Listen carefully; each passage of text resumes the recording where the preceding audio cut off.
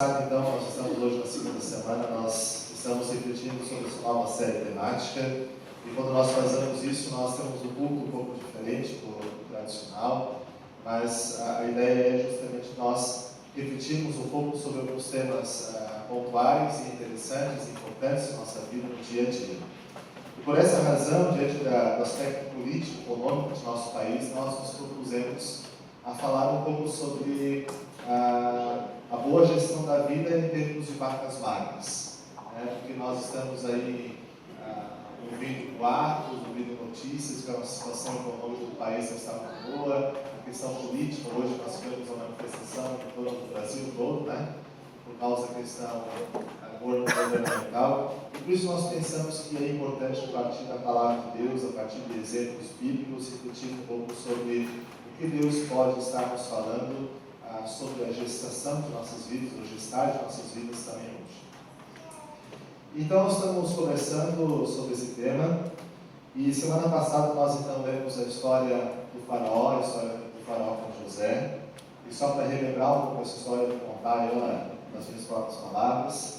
Nós encontramos ali em Gênesis, nos contando a história de que o faraó ele teve um sonho, e esse sonho do faraó foi bastante pitoresco, né? Um sonho bem estranho. Ele sonhou que ele tinha 7 vacas gordas, muito bem alimentadas, e essas vacas gordas estavam pastando. Daqui a pouco surgiram outras 7 vacas magras, e essas 7 vacas magras comeram as gordas. E aí ele acordou diante desse sonho. E aí eu acredito que ele deve ter ficado bastante impactado com esse sonho, preocupado com esse sonho que ele ia dizer. Ele leva um tempo e volta a dormir. Depois, quando ele adormece de novo, ele tem um novo sonho. Nesse novo sonho, então, ele tem a imagem de 7 espigas bem graúdas de trigo, e que são muito bonitas, e ele pensa que vai ter uma boa safra, e do lado tem outras 7 espigas bastante mirradas do mesmo trigo, né? E essas 7 espigas mirradas engolem as gordas. É um sonho bem estranho, né?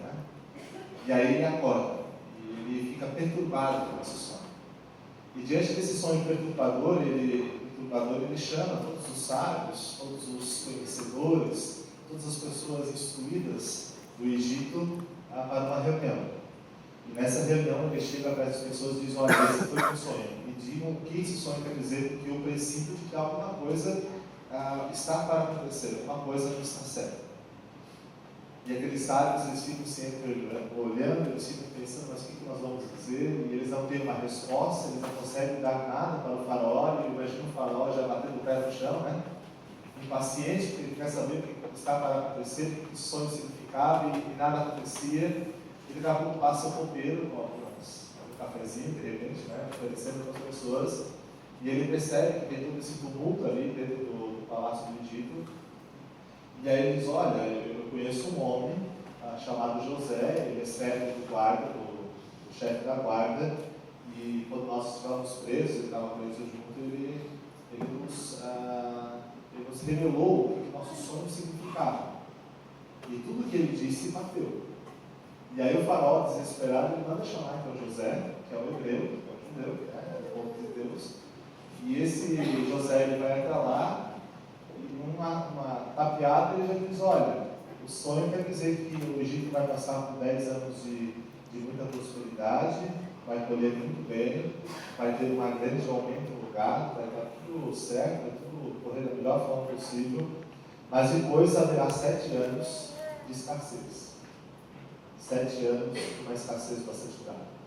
Então ele diz: olha, então escolha uma pessoa que possa administrar bem, gerir bem essa situação, para que, de fato, quando houver um tempo de escassez, a vaca não vá para o brejo, né? E é isso que acontece. Então, nessa situação que nós estamos. Hoje nós vamos continuar refletindo um pouco sobre o que, de fato, nós temos nessa história, ainda nos dizer, sobre reorganizar as nossas prioridades. Quando José ele se encontra com o faraó estava encontrando uma grande dificuldade na sua vida. E é interessante nós notarmos um pouco de que, diante dessa dificuldade, o faraó ele tem uma solução fora da caixa. uma solução que não é muito normal, né? Ele estava esperando que os sábios, os conhecedores do seu palácio, tivessem a oportunidade de explicar para ele os seus sonhos. Mas não. Quem veio explicar esses sonhos, e ele se coloca assim como ferramenta nas mãos de Deus, ele não se diz, José não diz que ele é um vidente, ele não diz que ele tem o poder de descobrir as coisas, mas se coloca como ferramenta nas mãos de Deus, e então ele explica isso para o faraó. Então é uma solução que o faraó ele encontra fora da caixa, e de fato isso nos convida também nós procurarmos uma nova perspectiva diante de algumas situações da nossa vida que acontecem e que nós precisamos sair fora do normal. Nós precisamos sim ouvir outras vozes, o que elas têm a nos dizer, e aqui principalmente eu estou falando da voz de Deus, né? E quem sabe você também está vivendo um momento na sua vida que precisa definitivamente abrir seu coração para ouvir a voz de Deus, né?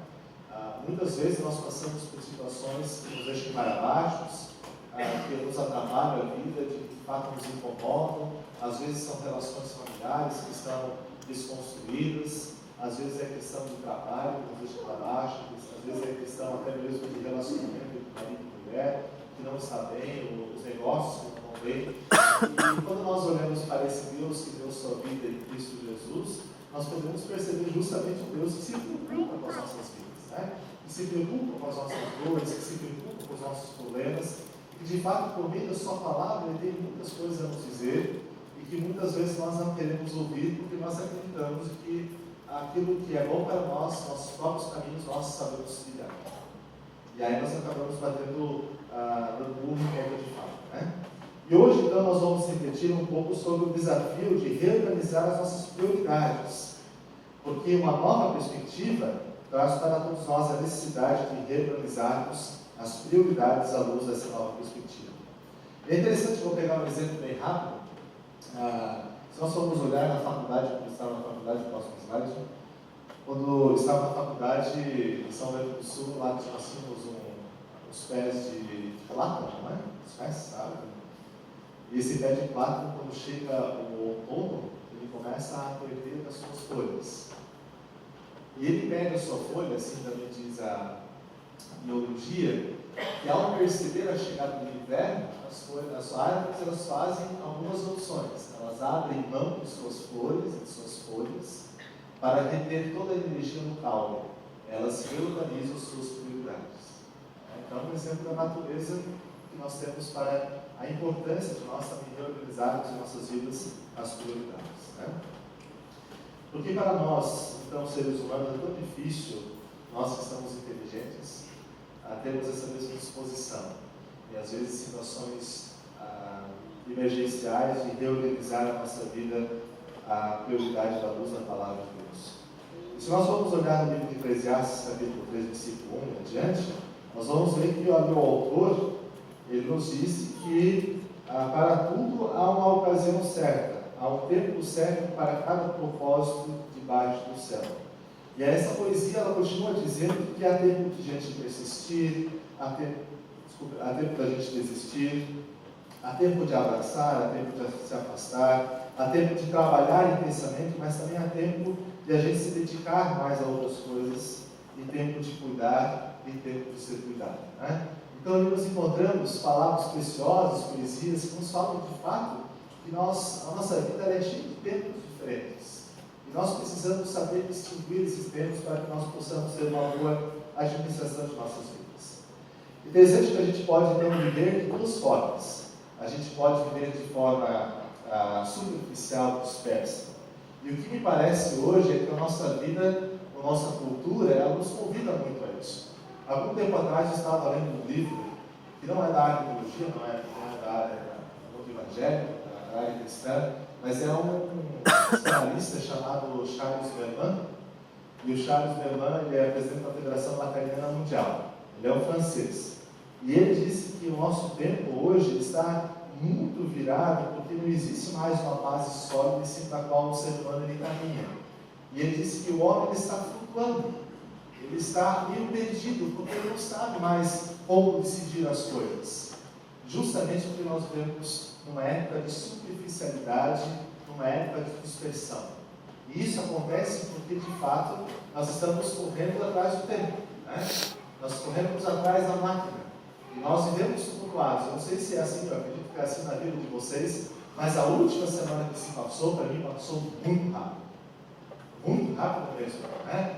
Quando fui ver, era meu dia de folga na segunda-feira, parece que quando eu abri os olhos de novo, estou no culto hoje à noite aqui. A gente passa muito rápido, porque a gente está, de fato, correndo atrás das coisas, a gente está realizando, a gente está buscando, a gente está viajando, a gente está trabalhando, a gente está se preocupando, a gente está fazendo um monte de coisa ao mesmo tempo, e ao mesmo tempo nós estamos também mexendo no WhatsApp, a gente dá uma olhada no Facebook, a gente fala com algumas pessoas, e quando a gente viu, o tempo passou. E a gente nem percebeu, né? E por isso, quando o tempo passa tão rápido, a gente não tem mais a capacidade da gente poder parar e pensar diante de algum problema o que nós vamos fazer. Mas parece que muitas vezes a gente vai empurrando o problema para a barriga. Isso é um problema, né? Então a palavra de Deus, ela nos orienta para que de fato nós tenhamos uma perspectiva diferente, de que nós tornamos a nossa vida de uma forma consciente e atenta. Nós precisamos levar a nossa vida nessa perspectiva. Há tempo para tudo debaixo do céu, dizia o autor do Eclesiastes. Há tempo para cada propósito à luz de Deus. A grande questão é de nós termos a sensibilidade de perceber qual o tempo e a agenda de Deus também para as nossas vidas. Porque quando nós vivemos no atropelo, quando nós vivemos correndo atrás das coisas, quando nós empurramos nossos problemas com a barriga, quando de fato nós colocamos ela nas caixas, escondemos um pouco, não pensamos nisso agora, a gente esquece de olhar também qual é a agenda de Deus para a minha vida. E na agenda de Deus, com toda certeza, também está a possibilidade de nós encontrarmos nele, na sua palavra, a capacidade de podermos administrar muito melhor a nossa vida. A gente tem que viver de maneira consciente e atenta. E isso nos conduz a uma reorganização das prioridades de nossa vida. Mas para que nós possamos reorganizar a nossa vida, nós precisamos pensar um pouco fora da caixinha. Porque também nós hoje temos nossos sábios, nós hoje temos várias vozes que nos dizem por onde nós devemos andar, nós hoje temos muitas pessoas que diante de algum problema podem tentar nos ajudar, mas que muitas vezes isso não reflete muito bem a palavra de Deus, também não reflete muito bem a vontade de Deus e não reflete também uma solução para as nossas vidas. É interessante que se nós formos olhar para o exemplo do faraó, nós vamos ver que ele pensa fora da caixa, ele não segue mais os magos e os sábios não tem o que dizer, ele está escutando José, que é o servo. Da onde pode vir uma voz que possa me ajudar? Não é dos grandes sábios, não são dos grandes religiosos, mas a voz que vem me ajudar diante desse problema que eu estou sofrendo é uma voz de fora, uma nova perspectiva. De José, o servo, Zé Ninguém. Ele que vem me orientar, ele que vem dar essa palavra para a orientação do faraó, e de fato ele segue essa palavra. Então nós vamos ler um trecho bíblico ali. É José dizendo para faraó: olha, pense fora da caixa, reorganize suas ideias, reorganize o teu governo. Procure agora um homem criterioso e sábio e coloque-o no comando da terra do Egito. O faraó também deve estabelecer supervisores para recolher o quinto da colheita do Egito durante 7 anos de fartura. E aí ele continua: eles deverão recolher o que puderem nos anos bons que virão e fazer estoques de trigo que, sob o controle do faraó, serão armazenados nas cidades. E esse estoque servirá de reserva para os 7 anos de fome que virão sobre o Egito, para que a terra não seja arrasada pela fome. Nós podemos ver que a preocupação ali com relação ao faraó de José, ou até mesmo de Deus, por meio de José, não é que o faraó consiga encher seus bolsos também durante os 7 anos, mas o objetivo é que o faraó ele tenha a capacidade, a possibilidade de cuidar de toda a sua nação, e dentro dessa nação também estava o povo de Deus durante o tempo de escassez. Então nós podemos ver ali, de certa modo, a mão de Deus providenciando para que o povo não passe por necessidades. Então o faraó tinha diante de si a necessidade de definir a sua fonte de orientação. E ele tem consciência de qual é o momento que ele está passando. Ele tem diante de si 7 anos de abundância, 7 anos de fartura, mas consequentemente depois haverá 7 anos de um período de bastante escassez. Então ele está diante de uma situação. A primeira coisa que ele precisa então definir agora é qual é a minha fonte de orientação nesse período? Eu vou ouvir aquilo que os sábios disseram, ou eu vou ouvir esse servo dos copeiros, esse servo do guarda, que vem me falar isso? E a decisão que ele toma é justamente de ouvir aquilo que José está lhe dizendo. E José diz para o faraó que ele precisava, naquele momento da sua vida, não era da influência dos seus sábios, dos seus religiosos, da sua cultura, mas de um homem criterioso e sábio, de orientação, de alguém que tivesse essas duas características, que tivesse critério e tivesse sabedoria. E aí nós lembramos a palavra com a qual eu saudei vocês nessa noite, né? Que é a palavra lá de Salmo 37, versículo 31, que diz: a boca do justo profere sabedoria, e a sua língua fala conforme a justiça. Ele traz no coração a lei do seu Senhor, e ele nunca pisará em falso. Se você procurar por sabedoria, procure em primeiro lugar os conselhos de alguém que você reconhece como sendo justo, de alguém que de fato tem uma vida justa, né? Se nós queremos conselhos para nossas vidas, essa é a orientação que nós deveríamos ter. Quando você escolhe um conselheiro justo, ele nem sempre vai te dar os conselhos que você quer.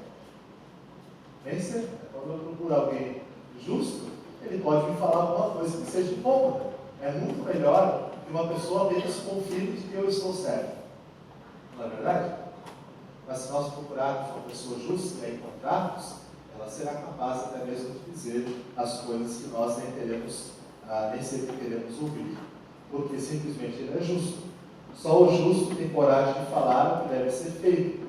Por isso, se você está procurando de sabedoria, esteja procurando de um homem justo, uma mulher justa. Em segundo lugar, o texto continua dizendo, ele traz no coração a lei de Deus. Então, aonde nós devemos procurar a sabedoria que vem de Deus? De um homem que vive segundo, uma mulher que vive segundo a orientação de Deus, a sabedoria que vem de Deus. A sabedoria, ela está no coração de Deus. E em terceiro lugar, esse homem ou essa pessoa nunca pisará em falso. É interessante a gente refletir um pouco sobre isso. O que é nunca pisar em falso? Por exemplo, eu estou com um problema na educação dos meus filhos. Eu vou procurar o conselho de alguém que consegue lidar muito bem com os seus filhos, né? Por exemplo, eu estou com um problema na área financeira. Eu vou me aconselhar com uma pessoa que consegue administrar também financeiramente a sua vida? Eu estou com um problema na área da sexualidade. Eu vou me aconselhar com uma pessoa que tem o mesmo problema que eu? Claro que não, né? Eu vou procurar uma pessoa que de fato consiga levar essas perspectivas, sua vida o mais séria possível, consiga administrar muito bem a sua vida, né? Até nós temos aqui na igreja um curso Crown, que é o curso de finanças, que é bem interessante, né? Tem algumas pessoas participando que ajudam as pessoas na questão da área financeira. Mas quais são os equívocos mais comuns diante disso que nós cometemos? Quando nós precisamos definir qual vai ser a nossa fonte de orientação em momentos onde nós precisamos redefinir as nossas prioridades. Em primeiro lugar, nós caímos no problema de ouvir tão somente a nós mesmos, de ouvir nossa razão. Aí a gente pensa, não, nenhuma pessoa pode me ajudar, eu sou autossuficiente. E em tempos de vacas magras, quando a pressão aumenta e as coisas se tornam cada vez mais difíceis, seja uma crise conjugal, seja uma crise financeira, seja uma crise profissional com os filhos, e em vez das pessoas elas se moverem em direção de uma outra pessoa que possa ajudar, muitas vezes nós somos orgulhosos demais para pedir ajuda. Isso é um problema, né? Nós deveríamos ter a sensibilidade, a humildade de chegar para o outro e dizer, olha, eu estou passando por tal problema, eu preciso muito de ajuda.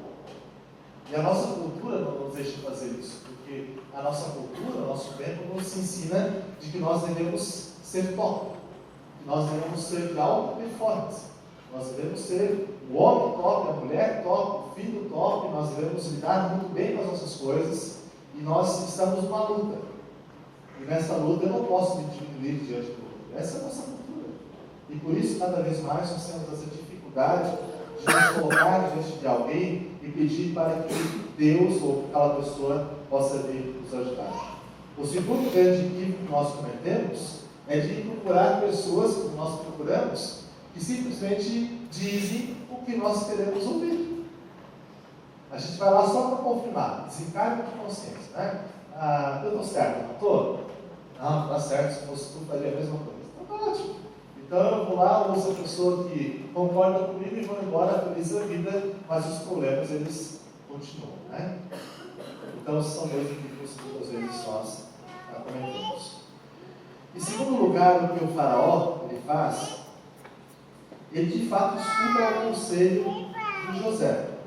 E José ele faz uma distinção entre o estratégico e o operacional. Isso parece algo bem técnico, mas é bem interessante. Olha o conselho de José para o faraó. O faraó também deve estabelecer supervisores para recolher o quinto da colheita do Egito durante 7 anos de fartura. Eles deverão recolher o que puderem nos anos bons que virão e fazer estoques de trigo que, sob o controle do faraó, serão armazenados nas cidades.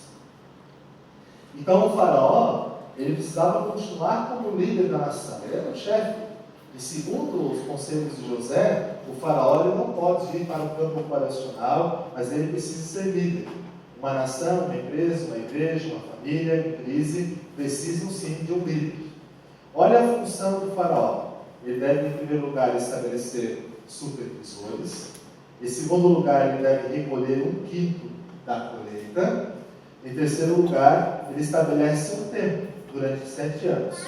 É isso que o líder faz em função estratégica. Ao invés de sair correndo, ao invés de sair atropelando todas as coisas, o José diz para o faraó: olha, esse é o mundo. Para, pensa, planeje e então age. E não faça as coisas de maneira atropelada. Né? E para mim é bem interessante isso que José aqui diz para o faraó. Porque muitas vezes nós não nos orientamos para isso. E ele diz assim: olha, recolhe o que puder nos anos bons, ou seja, faz um estoque, e também precisa administrar isso ou armazenar isso sob o controle do faraó. Então isso é uma liderança estratégica. Só um exemplo bastante prático. Em tempos de crise, nós precisamos gastar o tempo de nossas vidas também para planejar. Nós precisamos gastar um tempo para buscar a ajuda de outras pessoas quando nós não conseguimos resolver sozinhos. Nós precisamos ter um tempo onde nós paramos e pensamos sobre tudo aquilo que está acontecendo. E diante daquilo que está acontecendo, nós precisamos muito bem nos reorganizar para que nós possamos ter sucesso na resolução de nossos problemas. Né? Deus ele quer nos ajudar também nessa perspectiva. Né? O que acontece em nossa época é que nós não organizamos a nossa vida. Porque em tempo de crise, o importante é consumido pelo urgente. Aquilo que é importante é consumido pelo urgente. Quando diante da crise deveríamos avaliar e ponderar estratégias, saímos correndo desesperados para agir no operacional, achando que se trabalhar mais, nós vamos resolver os problemas. Né? E aí nós precisamos definir o que é urgente e o que é importante. Por exemplo, um filho com febre, isso não pode esperar, então isso é urgente e importante. Né? Também existem coisas urgentes que surgem em nossas vidas, mas que necessariamente não são importantes. Né? Geralmente esses problemas são trazidos por outras pessoas. Aí a pessoa chega pelo WhatsApp, por e-mail, pelo Facebook e diz: olha, eu posso trabalhar só um pouquinho? E aí precisamos ter o cuidado para que nós tenhamos uma boa administração de nossas vidas, para que nós possamos auxiliar outras pessoas. Mas se diante do tumulto da nossa vida nós ainda queremos, de fato, dar muita atenção e estar ajudando, nós acabamos nos atrapalhando. Né? Então, isso é importante, claro que é, mas não é algo urgente. Né? Também existem outras distrações, né? A viajada na internet, o tempo perdido no Facebook, o tempo perdido no WhatsApp, as conversas corriqueiras, e a gente vai assistir um pouco de televisão, assiste um pouco de filme, isso nos faz esquecer um pouco dos nossos problemas, e a gente vai empurrando de novo com a barriga, e tudo vai acontecendo, daqui a pouco a gente acha que vai surgir uma solução do nada, e assim muitas vezes nós levamos a nossa vida. Mas é importante então que nós tenhamos um propósito inicial. Né? E o propósito inicial de José para o faraó é que ele deveria ter um estoque, e esse estoque serviria de reserva para os 7 anos de fome que virão sobre o Egito, para que a terra não seja arrasada pela fome. Isso é importante a gente entender, porque é uma coisa bastante prática. Né? Nossa meditação hoje é bem prática.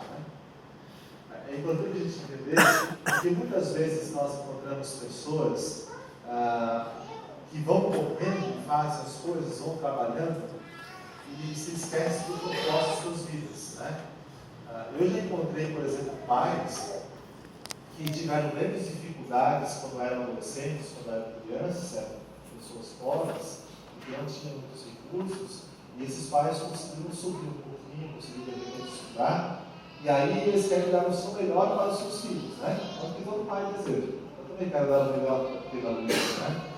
E aí os pais eles se enveredam no caminho do trabalho, vão trabalhando, vão pensando, vão fazendo, e daqui a pouco os pais eles se roubam dos seus lares, porque eles querem dar o seu melhor para os seus filhos, mas eles mesmos roubam a presença dos pais na vida da sua família. Então, por isso, a gente precisa, de fato, estarmos organizando diante dos propósitos que nós temos para a nossa vida. Você já parou para pensar também qual é o propósito de Deus para a tua vida, com o teu emprego, com o teu excedente? O propósito do faraó era evitar que o Egito fosse arrasado pela fome. Qual é o teu propósito de vida? Qual é o propósito que Deus colocou no teu coração diante das situações que você está vivendo? Porque muitas vezes nós somos consumidos pelas demandas, nós somos consumidos pela falta de tempo que nós vivemos correndo, daqui a pouco a nossa vida passa e a gente não conseguiu administrar bem, a gente não conseguiu lidar bem, a gente não conseguiu ter uma boa gestão da nossa vida. E por que esse tema é importante? Porque Deus, por alguma razão, nos deu uma massa cinzenta. Deus deu a cada um de nós uma massa cinzenta, né? Nos deu o cérebro, nós podemos raciocinar, nós podemos pensar, nós podemos sim usar a nossa inteligência, a inteligência que Deus nos deu. E a vida para a qual Deus nos criou não é essa vida toda cheia de problemas, né? Mas Deus então quer também, por sua palavra, Ele pode estar nos orientando para que nós tenhamos uma vida melhor, né? E assim eu quero convidar vocês, a nós, cada um de nós, para nós refletirmos e praticarmos sobre 3 pontos. Em primeiro lugar, qual é o tempo de Deus na sua vida? Quais deveriam ser as suas prioridades nesse tempo? Ao longo de nossa história, há tempo para tudo. E qual é o tempo que Deus tem em nossas vidas? Diante de problemas, diante de situações catastróficas, diante de questões que de fato nos atrapalham, será que nós temos a sensibilidade de se perceber o tempo de Deus e Deus agindo e nos gerando novas prioridades? Será que nós também temos a capacidade de colocar em ordem aquilo que não está em ordem? Em segundo lugar, você tem priorizado o tempo de parar, de ponderar, de organizar, ou você tem sido consumido pela ação? Né? Você está entrando no caos e deixando a sua família entrar nesse caos? Que tal você chegar hoje em casa, diante do problema que você tem, e sentar com o seu esposo, sentar com seus filhos, sentar com seu marido e dizer: olha, vamos tentar resolver o que está acontecendo? Cada um de nós tem os seus problemas, eu também tenho, eu sou pastor, mas também tenho os seus problemas, né? E é importante a gente chegar em casa e falar: olha, vamos sentar, vamos parar um pouquinho, vamos planejar a luz da palavra de Deus, o que está nos perturbando, o que está tirando a nossa paz, e vamos planejar, vamos dar prioridades, vamos ter um propósito, vamos reorganizar a nossa vida, vamos parar de empurrar os problemas com a barriga. À luz da sabedoria de Deus, o que nós precisamos nos reorganizar? O quê? Qual é a prioridade do nosso tempo? Qual é a prioridade do nosso dinheiro? Qual é a prioridade dos nossos esforços? Faça isso sempre em obediência e sabedoria que emerge na palavra de Deus. E em terceiro e último lugar, qual é o maior propósito das suas ações? Né? E aí nós temos que pensar um pouquinho também naquilo que José fala para o faraó. Ele diz que a ação do faraó, ela tem como objetivo guardar o povo do tempo de escassez, de guardar o povo de não entrar numa situação ruim. Então a pergunta: qual é o propósito maior de nossas ações? Nós vivemos um tempo onde nos é ensinado de que nós nos devemos nos preocupar conosco, com nós mesmos, né? Nós temos que cuidar até mesmo quando nós adoramos, quando dedicamos a Deus. Parece que às vezes é uma relação só eu e Deus. Ou quando nós ouvimos Deus falar com nossas vidas, nós pensamos que é Deus e eu. Na verdade, Deus não fala somente a pessoas particulares, mas Ele fala às pessoas. E aquilo que Ele fala sempre é visando o bem comum, e não somente o meu bem. Dá para entender? Deus, Ele não é um Deus individualista, Ele não é egocêntrico. Ele nos ensina a administrarmos a nossa vida olhando para a nossa família, olhando para o bem comum da sociedade, para as pessoas que estão à nossa volta. Então, o que tem consumido a maior parte dos seus esforços? E o que está consumindo a sua energia intelectual? Pensando nisso, a gente poderia responder: para que tudo isso? Qual o propósito daquilo que estou fazendo em minha vida? E isso se tornou um fim em si mesmo ou não? Então, na mensagem de hoje, nessa parte de reorganizar as nossas ideias, que é uma coisa bastante prática e simples, nós temos a possibilidade de Deus também estar nos chamando a atenção para o fato de que nós precisamos sim ter um momento em nossas vidas, diante de algum problema, de simplesmente ter a coragem, a disposição, a grandeza, a maturidade de nos colocar numa situação onde nós podemos começar a pensar sobre aquilo que está acontecendo, pedir em oração a boa interferência de Deus, e Deus com toda certeza vai estar nos dando a capacidade, a possibilidade de nós resolver nossos problemas. E essas possibilidades não quer dizer que vem por osmose, né? Muitas vezes, na maioria das vezes, Deus usa irmãos, Deus usa outras pessoas justas, pessoas que agem com sabedoria de Deus para estar nos ajudando. Qual é o teu problema?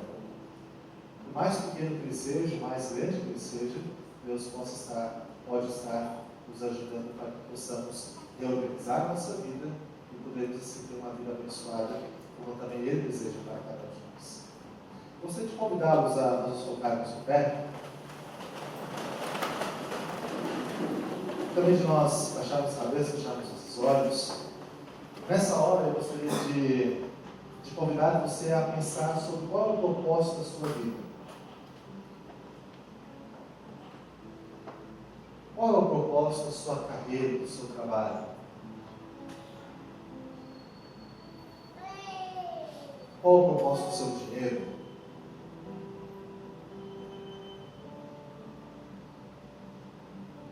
Como é que você poderia fazer concretamente para reorganizar, para que as coisas possam ocorrer da melhor forma? Eu gostaria de convidar você a se colocar em oração diante de Deus, de maneira muito séria, simples, nada complicado. Mas se dirigir a Deus em oração, que Ele é a fonte de toda a sabedoria, e pedindo para que Ele venha iluminar a sua mente, que venha falar ao seu coração, por meio de sua palavra, o ajudar a compreender melhor a situação na qual você está passando, os problemas, as dificuldades, tantas esferas de nossas vidas.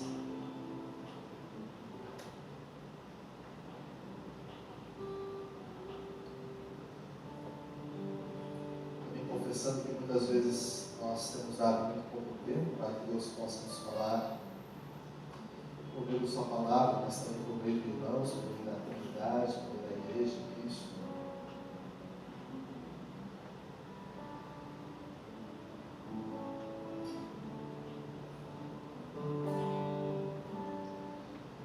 Amado Deus, queremos te pedir que, diante dessas questões mais simples da nossa vida, venhas estar nos dando a oportunidade de podermos perceber a Tua mão em nossas vidas, nos chamando a atenção para a importância de podermos usar a inteligência, a capacidade que Tu nos dás para que possamos administrar bem a nossa vida enquanto família, enquanto pessoa, nossa vida enquanto pessoas que trabalham ou estudam.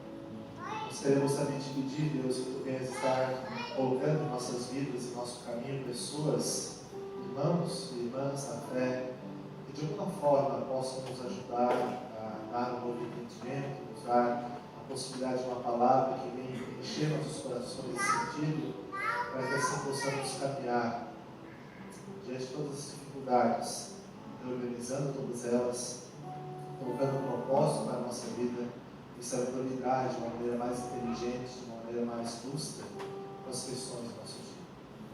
Nós confessamos, Deus, que muitas vezes nós olhamos para a nossa vida de maneira muito egocêntrica, muito individualista. Queremos pedir, Deus, que Tu nos tires do nosso próprio reduto, que nos dês a capacidade de vivermos enquanto pessoas, enquanto comunidade, enquanto igreja, pessoas que não se importam somente consigo, mas pessoas que se importam com o bem comum, com a sociedade, com a justiça, com a verdade. Nós queremos pedir, Deus, que diante de todos os problemas possa estar nos auxiliando. Nós confessamos, Deus, que muitas vezes erramos, sabemos a Tua palavra, sabemos a Tua verdade e nos afastamos dela. Tu nos convidas a amarmos as outras pessoas, mas nós não amamos. Nos convidas a vivermos a Tua palavra, mas ou trilhar os caminhos, mas trilhamos muitas vezes nossos próprios.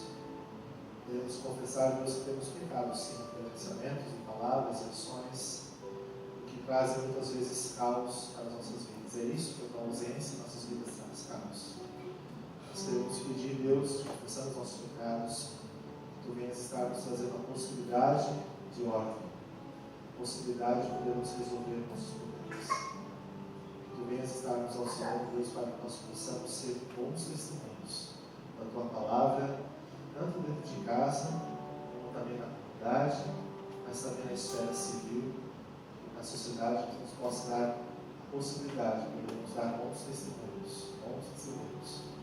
às pessoas com as quais nós convivemos.